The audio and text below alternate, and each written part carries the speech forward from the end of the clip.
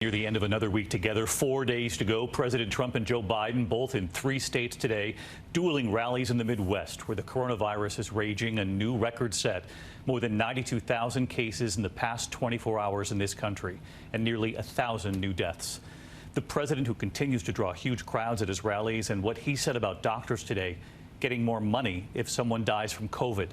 His son Donald Trump Jr. asking, why aren't they talking about deaths? The number is, quote, almost nothing. He said that after another 1,000 Americans were lost to the virus. Joe Biden accusing the president of waving the white flag, but that the American people don't give up, saying it's time for this country to be united again. And what we're seeing in this historic early vote tonight, the numbers coming in from Texas. ABC's Mary Bruce leads us off. In a sign of how the pandemic has transformed this race, Joe Biden today beginning the final stretch in Iowa. It's a state Trump won by 10 points in 2016, but now with one of the highest COVID rates in the country. Donald Trump has waved the white flag. He surrendered to this virus. But the American people don't give up. It's Biden's busiest day of the trail yet. He and President Trump eyeing the same turf, both holding events in Minnesota and Wisconsin. The president also in Michigan as well. Thank you. No social distancing at any of his rallies, and most in the crowd not wearing masks. One person who was, Fox News host Laura Ingraham, and the president mocked her for it. I can't recognize you. Is that a mask? No way. Are you wearing a mask? I've never seen her in a mask. Look at you. Oh, she's being very politically correct. Whoa. Then on to Wisconsin, now being ravaged by the virus with the 4th highest rate in the country for new cases. Our Jordan Phelps pressing the president. Mr. President, do you think it's at all dangerous to be holding these big rallies while the numbers are going up here? No, I don't at all, no. And they're outdoor rallies. They're all outdoor. Anything else?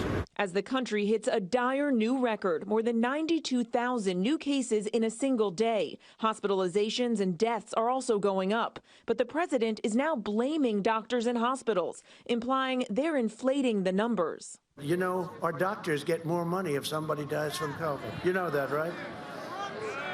I mean, our doctors are very smart people. But once again, the president's own experts say that's just not true.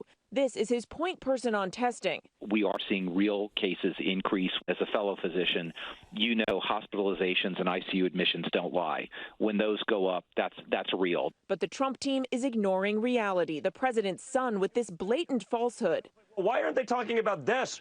Oh, because the number is almost nothing. He made those comments as the country learned nearly 1,000 more Americans had died in just the past 24 hours, adding to the grim tally of more than 229,000 deaths. Biden today promising to embrace the science and lead the country out of this crisis. So honk if you want America to lead again.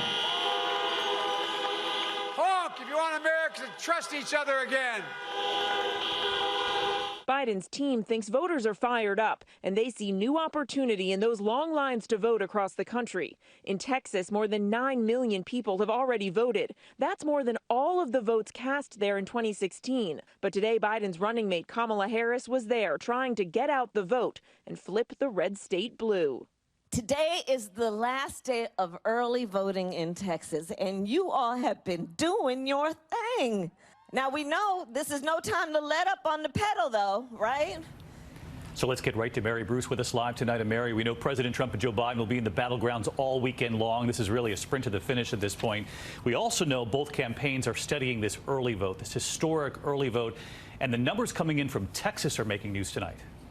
David, more people have now voted early in Texas than voted there in the entire last election. Democrats are watching this closely, especially some specific counties like Harris County around Houston. It is the 3rd largest county in the country. Hillary Clinton won it by 12 points 4 years ago, and the turnout there is shattering records. Democrats know that flipping Texas is going to be an uphill battle, but these numbers are giving them hope that it may be competitive. Yeah, David. Just one snapshot tonight of the early vote across this country. Mary, thank you.